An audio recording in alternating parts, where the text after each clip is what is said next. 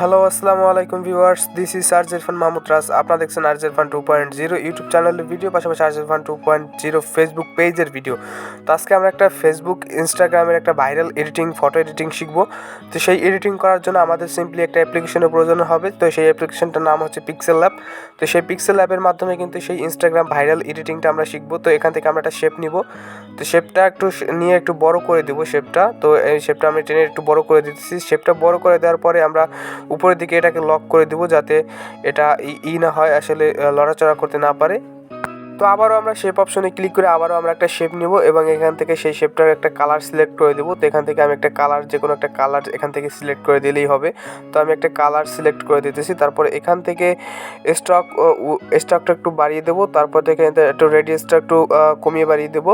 তো দেখতে পাচ্ছেন আমাদের কিন্তু একটা সুন্দর একটা শেপ হয়ে গেছে। তো এটা একটু আমি ছোটো করে নেব। তো এটা ছোটো করে একটু পাশে রাখলাম।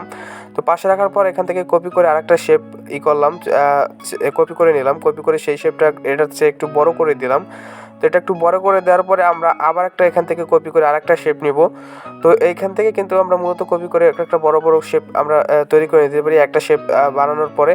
তো এখান থেকে আমরা সেই শেপটাকে সব থেকে বড় করে দেব। তো বড় করে দেওয়ার পরে দেখতে পাবেন এটা আমরা একটু সাইজ মতো করে নিতেছি। সাইজ মতো করে নেওয়ার পর আবার আমরা সেই উপরে ক্লিক করব। তো ক্লিক করার পর আমরা এখান থেকে এগুলো আবার লক করে দেব, যাতে এগুলো নড়াচড়া না করতে পারে। তো এখান থেকে আবার ক্লিক করে আমরা এখান থেকে দুইটা শেপ আমরা সিলেক্ট করে এখান থেকে অ্যাডজাস্ট করে নেব। তো অ্যাডজাস্ট করে নেওয়ার পরে এই শেপ দুইটা আবার আমরা কপি করব। কপি করে অন্য সাইডে এই শেপ দুটো আমরা বসিয়ে দেব। তো বসিয়ে দেওয়ার পরে আমাদের কাজ শেষ। তো এখান থেকে আবারও আমরা ক্লিক করে আমরা কিন্তু আবার লক করে চাইলে লক করে নিতে পারি।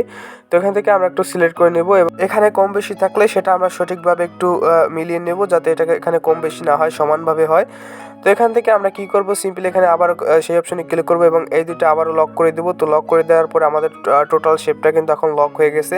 তো লক হওয়ার পরে এখন আমাদের কি করতে হবে, এখন আবারও আমরা ওখানে ক্লিক করব। ক্লিক করে যে কাজটা আমাদের করতে হবে, এখান থেকে আমরা স্টকে একটা ক্লিক করব। স্টক করে এখান থেকে একটু এডিটিং করে নেব। আমরা ব্লার রেডিয়াসটা একটু কম বেশি করে নেব। তারপরে অফসেটটা একটু আমরা কম বেশি করে নিতে পারি। তারপর অফসেট ওয়াইড একটু আমরা কম বেশি করে নিতে পারি। তারপর এখান থেকে আমরা সিম্পলি টিক মার্ক দিয়ে এখান থেকে ব্লার রেডিয়াসটা একটু কম বেশি করে নিতে পারি।